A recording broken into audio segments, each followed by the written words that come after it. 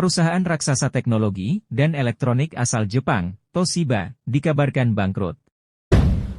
Kabar bangkrutnya Toshiba semakin menguat setelah Toshiba resmi delisting dari Bursa Saham Tokyo sejak Desember 2023.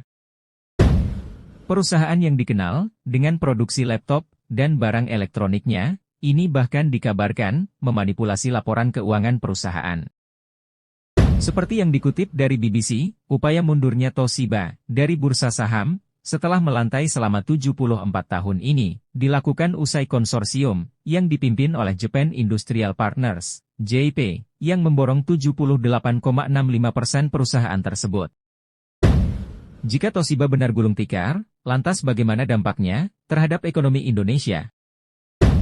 Ekonom Senior Institute for Development of Economics and Finance atau INDEF, Tauhid Ahmad mengatakan, dampak kebangkrutan Toshiba terhadap ekonomi tanah air tergantung pada kekuatan perusahaan di pasar dalam negeri. Kekuatan yang dimaksud berupa investasi dan jumlah karyawan.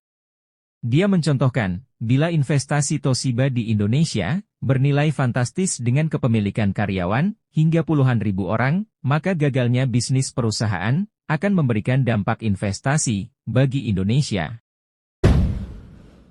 Kalau dampak nasional, saya kira tergantung nanti seberapa jauh efeknya apakah selanjutnya akan ada penutupan, atau ada apa?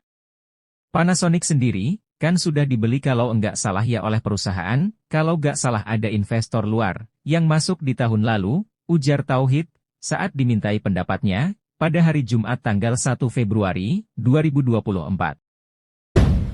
Sebaliknya, kalau jumlah karyawan hingga nilai investasi yang tergolong kecil, maka kebangkrutan Toshiba tidak begitu berarti bagi Indonesia.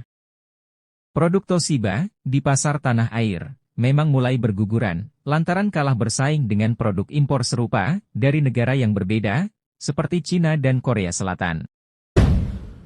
Udah mulai kalah, produk televisi sudah nggak dapat bersaing, sudah mulai berguguran dengan produk-produk Korea ya, Samsung dan sebagainya. Sebenarnya dia kalah oleh persaingan seperti begitu, beber dia. Tauhid juga memandang, bila raksasa teknologi dan elektronik itu diakuisisi oleh perusahaan lain, maka tidak ada dampak yang perlu dikhawatirkan bagi Indonesia. Nah, kalau dipengaruhi investor luar, menurut saya sih, gak worry soal itu akan memberikan dampak terhadap ekonomi nasional. Toshiba kan tergantung karyawannya ada berapa, dan kekuatan di Indonesia, baru kita hitung dampak investasinya. Tapi kalau dia diambil alih oleh pelaku bisnis lainnya, dampaknya relatif kecil, kata Tauhid.